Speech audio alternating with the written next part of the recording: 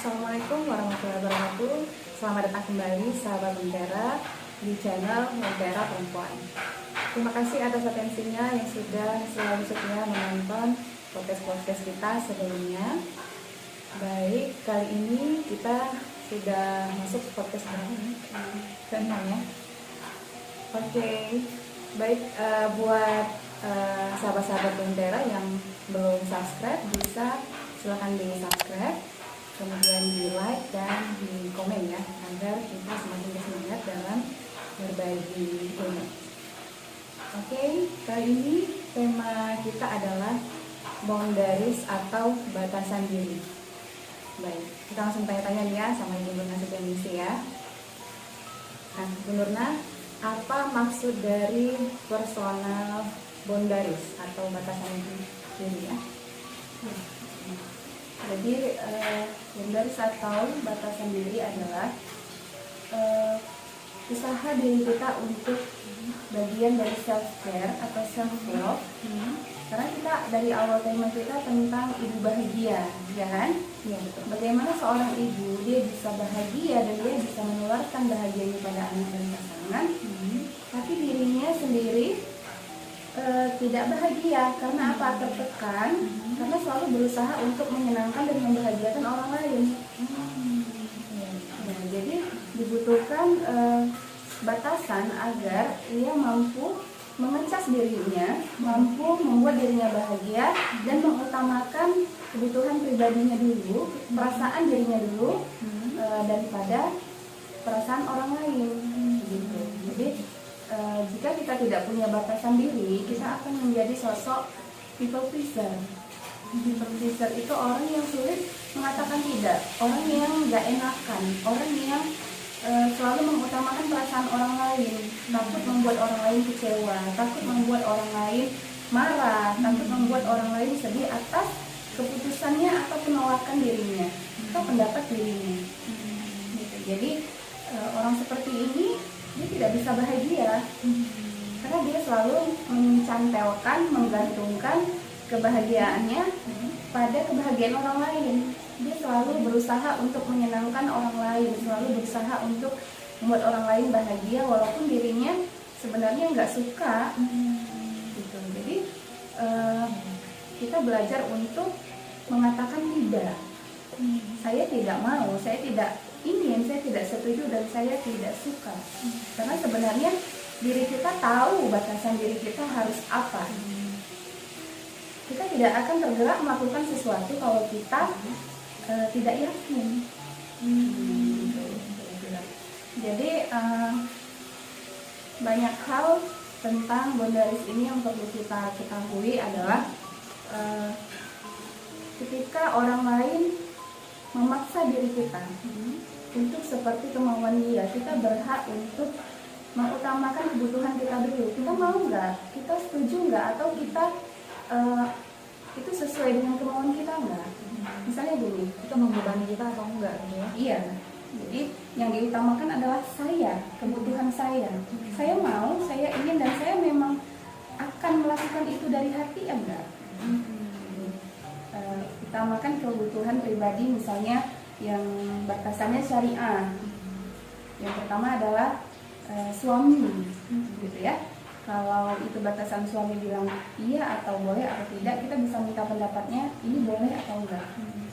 Kita mau bantu orang, mau bantu siapapun, teman, tetangga, keluarga, kita tanya dulu batasan syariahnya, yaitu suami, dia setuju atau tidak. Ya, terima atau tidak terima, enak nggak enak ya memang harus dilakukan secara sadar, gitu kan. Kemudian diri kita, pasangan, baru anak, orang tua, sahabat, tetangga, dan orang lain. Batasannya seperti itu.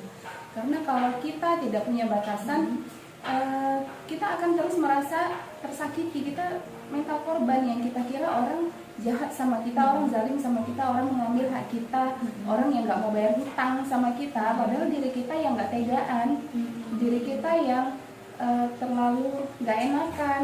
Nanti kalau ditagih dia marah, nanti dia sedih, nanti dia nggak mau lagi berteman sama saya, gitu kan. Sebenarnya diri kita yang kurang mempedulikan kebutuhan diri kita.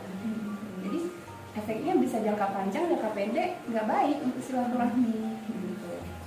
Jadi batasan diri ini memang bisa dimulai dari hal-hal kecil gitu. Misalnya kita nggak memaksa kalau orang nggak setuju, sama kayak diri kita juga gitu kan.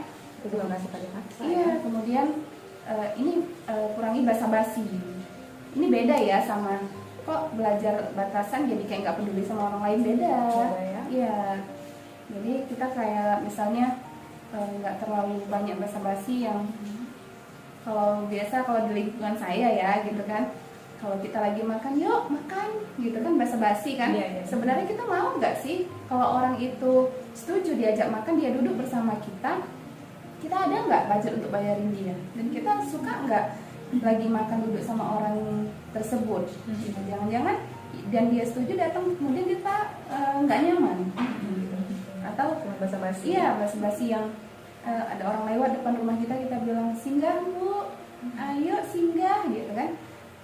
Kemudian orangnya setuju untuk singgah, tiba-tiba kita bersedia nggak yang rumah kita mungkin ya kita punya anak-anak balita, punya anak-anak kecil lagi berantakan, lagi punya privasi yang nggak mau dilihat orang, kita bersedia nggak kalau orangnya tiba-tiba masuk ke rumah kita?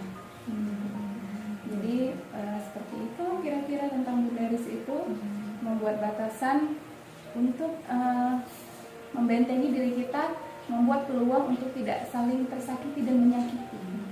Karena gini ya, karena kayak hubungan pertemanan, kayak kita kan ada misalnya ada geng ini geng itu gitu ya, gitu. Nah kadang-kadang kita tuh memaksakan diri kita untuk menyenangkan orang lain karena kita tuh takut mereka tuh nggak temenan lagi sama kita, gitu ya.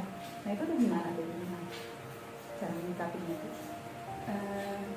Kita bisa memilih circle gitu kan.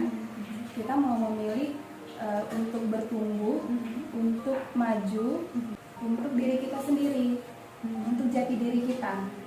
Saya sefrekuensi nggak dengan mereka?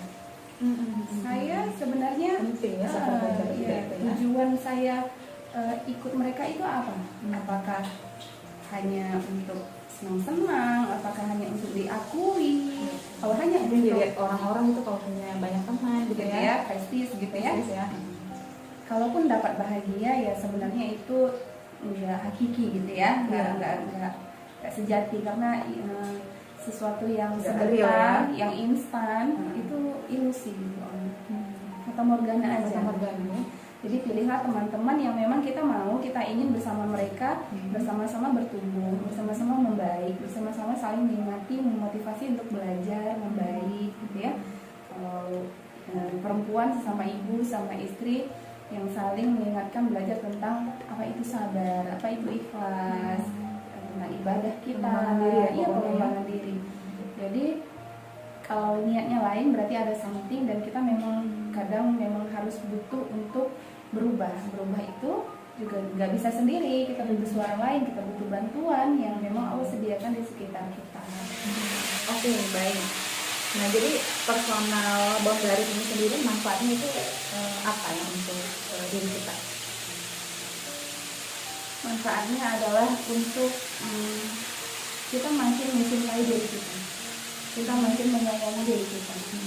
Karena kalau bukan kita siapa? Kalau bukan kita yang menjaga perasaan kita, siapa lagi?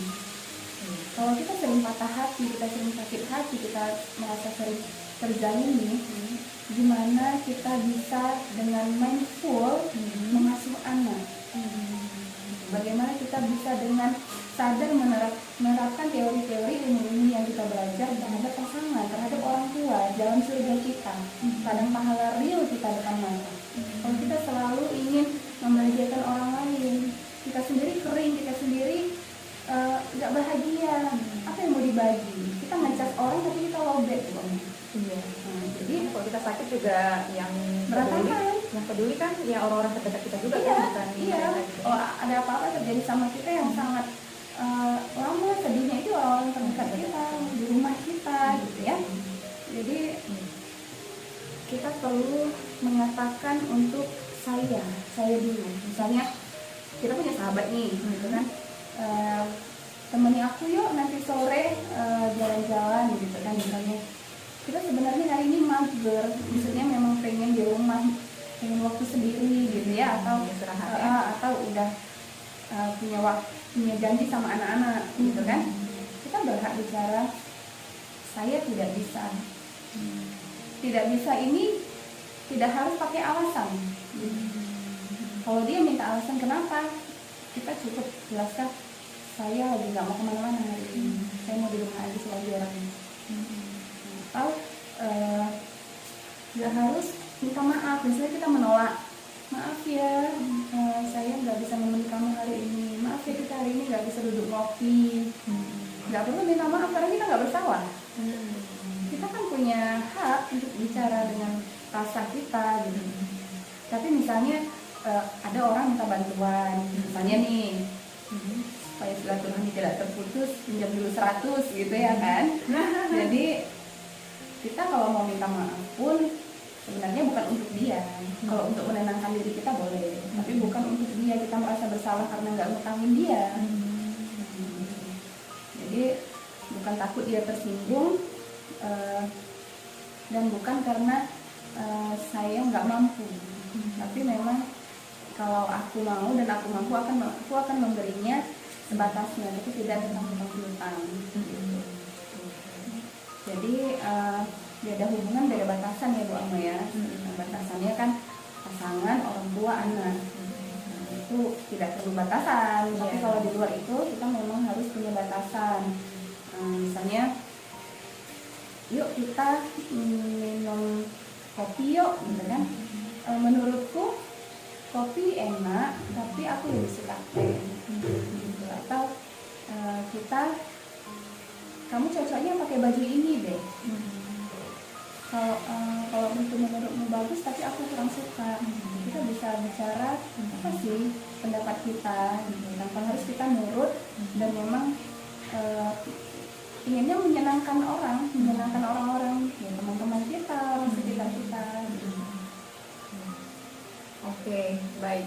Selanjutnya nih pertanyaannya, nah gimana nih cara kita menerapkan boundary ini atau batasan diri ini? Cara kita menerapkannya. Dimulai dari hal yang kecil, dimulai dari diri kita. Misalnya kita nggak makan sembarangan, kita nggak tidur sembarangan, maksudnya kita kurang waktu tidur, kurang makan atau jajan sembarangan, nggak menerapkan pola hidup sehat. Kan kalau sehat diri kita juga sehat kan, kalau jiwa tubuhnya sehat, mentalnya sehat. Kalau jiwanya sehat, tubuhnya sehat, pengennya kan gitu ya, Moodnya bagus. Iya, moodnya bagus, itu semua berhubungan. Kemudian tidak sembarangan bicara. Misalnya gini Bu Ama, kita membuat batasan untuk tidak terlalu banyak bicara pada orang-orang yang belum kita kenal betul. Ataupun kalau memang sudah kita kenal, teman sendiri, kita berusaha sadar untuk tidak, yang pertama, tidak memberi pendapat jika tidak diminta. Kita suka kali gitu ya, misalnya kawan ngomong, kawan curhat, terus kawan kita punya sesuatu prestasi, kita langsung kayaknya menurut aku sarannya begini deh, kalau boleh mengkritik kayaknya kamu kurang ini, kayaknya kamu harus begini, supaya lebih baik, ini ya aku kasih saran untuk lebih membangun ya. Kalau teman Nggak perlu kayak gitu ya, kalau nggak diminta ya. nggak diminta, kalau si teman kita nggak butuh dan dia merasa tersinggung dan dia memang nggak ingin pendapat kita, itu bisa saling sakit menyakiti. Kemudian tidak menjawab jika tidak ditanya.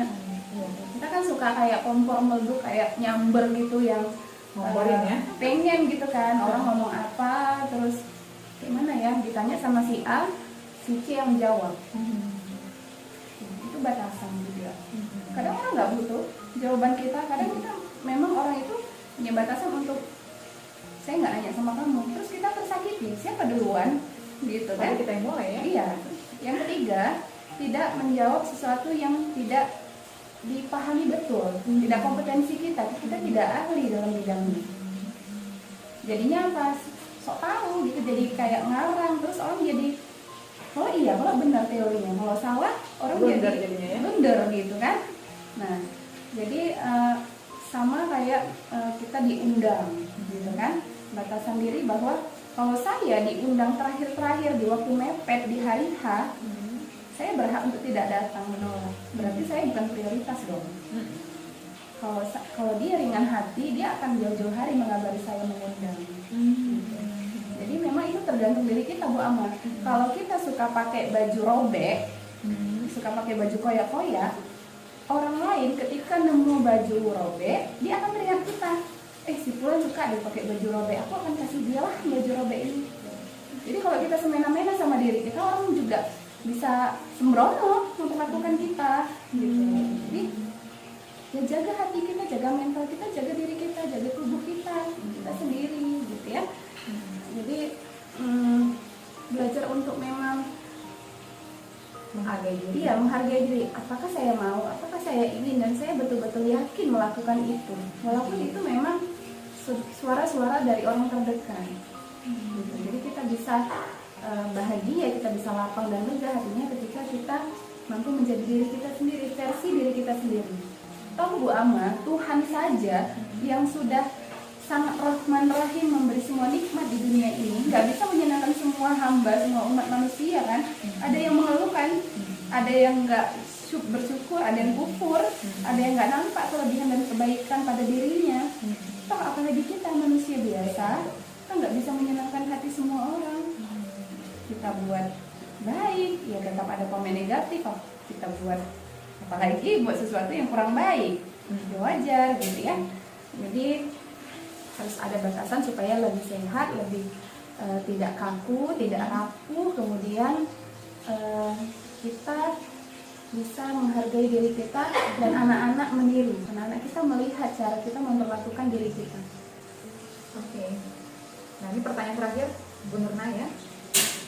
Apa penyebab seseorang itu menjadi people pleasure atau orang yang sulit menolak? Bisa jadi penyebabnya adalah pola asuh keliru. Ketika masih kecil, selalu diperintah, selalu disalahkan, tidak didengar pendapatnya, atau perasaan-perasaan yang diabaikan. Misalnya penolakan perasaan, aku lagi sedih. Apa sedih-sedih? Nggak boleh sedih. Ayah ibu ada di sini, kamu tuh lebay banget.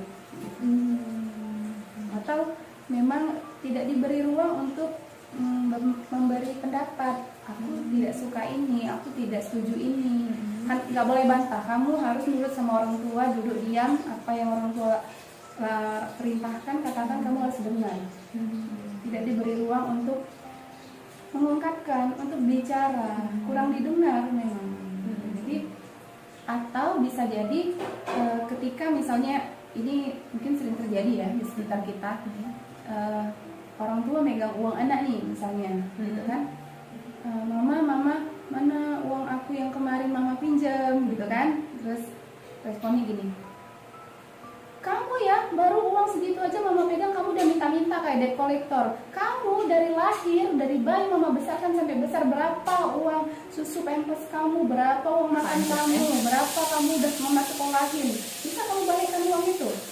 Gitu aja hitung-hitungan sama orang tua, gitu kan?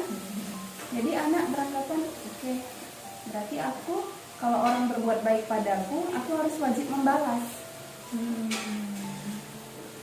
Bukan berarti kita nggak tahu diri untuk membalas kebaikan orang, tapi memang sebenarnya dalam syariat kebaikan orang lain kita nggak ada tanggung jawab untuk menekan diri untuk membalas kebaikan juga, langsung membalas. Hutang budi itu nggak ada memang. Kalau dia sudah berbuat baik pada kita, ya itu ladang pahalanya, itu amalnya. Biar saja menjadi pemberatnya nanti ketika di akhirat. Kita nggak berhutang budi. Kalau kita mau membalas yang tidak terikat oleh orangnya atau waktunya. Kapan kita mau, kapan kita bersedia dan ada kemampuan kapan, boleh begitu. Jadi seringnya gitu ya, karena hutang budi nggak enakan, ya udah deh nggak Karena baik sama apa-apa aku, gitu ya. ya.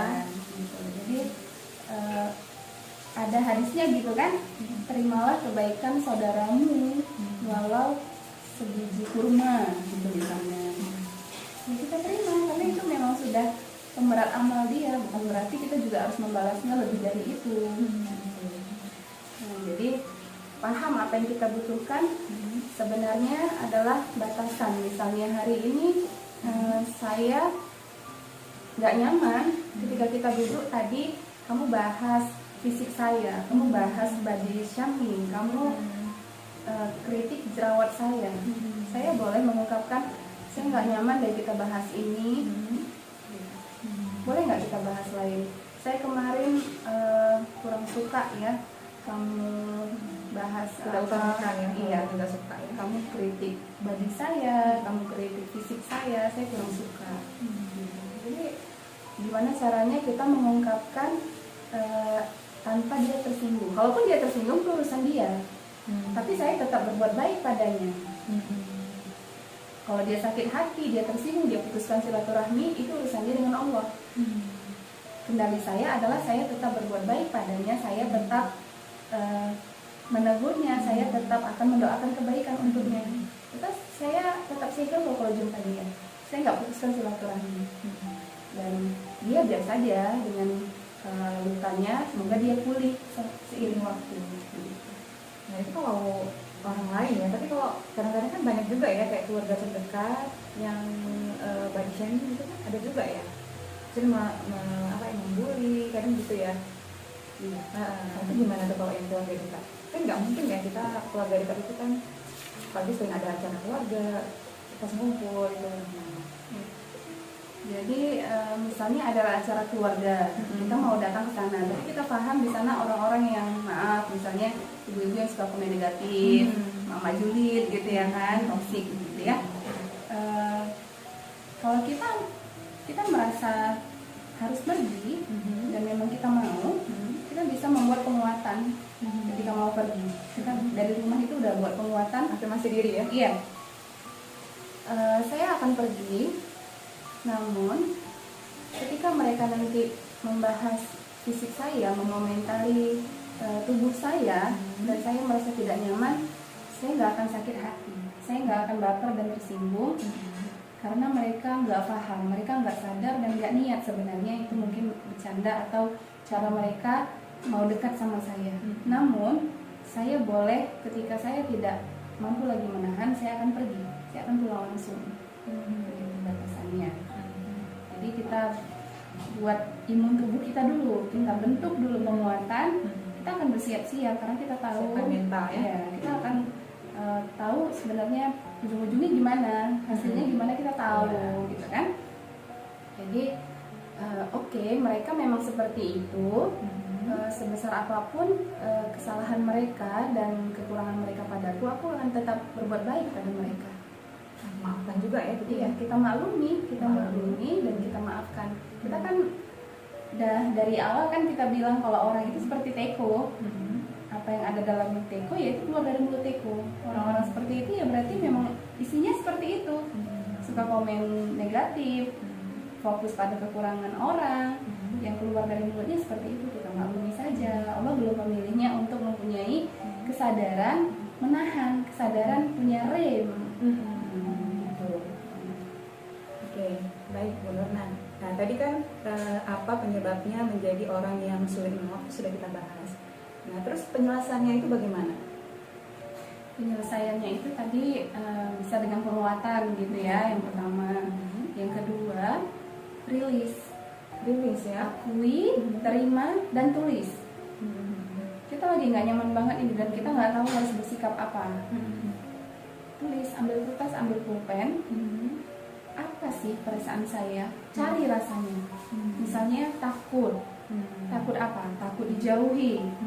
Atau misalnya terbebani. Takut orang merasa saya ini jahat, saya ini pelit. Tulis Bu Amal. Kemudian kita membuat tulisan bahwa saya tahu dia memang seperti itu. Dan saya tidak akan terpengaruh oleh sikap negatifnya karena saya sudah positif. Saya merasa rugi kalau saya yang awalnya positif, saya ikut menjadi negatif atas responnya karena saya menolak, gitu ya. Jadi perilaku dan perkataan dia yang mengganjal, yang tidak bisa saya ungkapkan, saya akan tulis. Jadi kemudian poin dari boundaries atau people pleaser ini, kita bisa memutus mata rantainya pada diri kita dengan cara membuat peluang anak kita untuk menolak. Anak saya boleh menolak. Anak saya boleh mengatakan, "Mama, saya nggak suka pakai baju itu. Mama, saya nggak cocok pakai tas sepatu ini." Kita dengar pendapatnya dan kita biarkan anak memilih, memutuskan sendiri. Biarkan ia berpikir untuk menjadi diri dia nyaman, senang, bahagia, tidak tertekan, dan tidak melanggar norma agama batasannya, tidak merugikan atau menyakiti orang lain batasannya.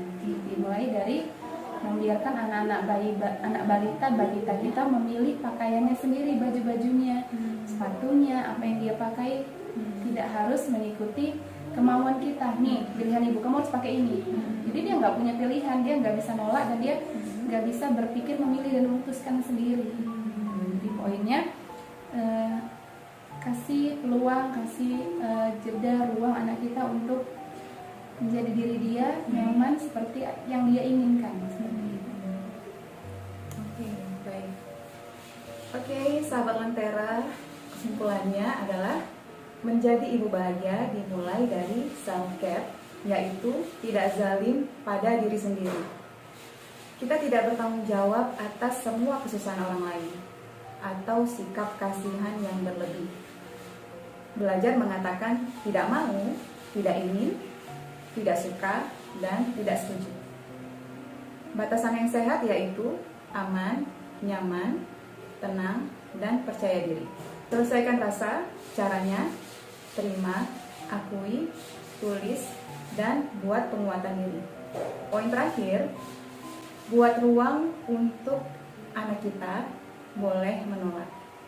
Baik, semoga apa yang kita sharing hari ini bermanfaat dan membawa kebaikan untuk kita semua. Tetap semangat menjadi ibu bahagia. Sampai jumpa pada podcast kita selanjutnya. Wassalamualaikum warahmatullahi wabarakatuh.